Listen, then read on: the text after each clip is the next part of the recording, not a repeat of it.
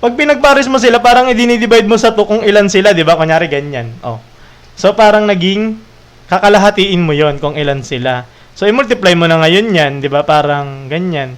So, 101 times 50. Oh, i-multiply mo na lang dito, no? Thank you sa mga nag-follow sa atin. Welcome dito sa ating live. Every night tayo nagla-live, no? 0, 0, 0.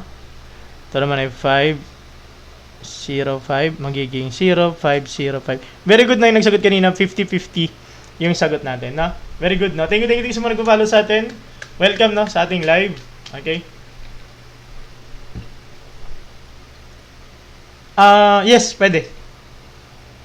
Pwede. Testing natin yan. 40 to 70. Okay. Meron ng tanong, hanapin niyo doon sa ano yun, si Sir. Kasi, Korean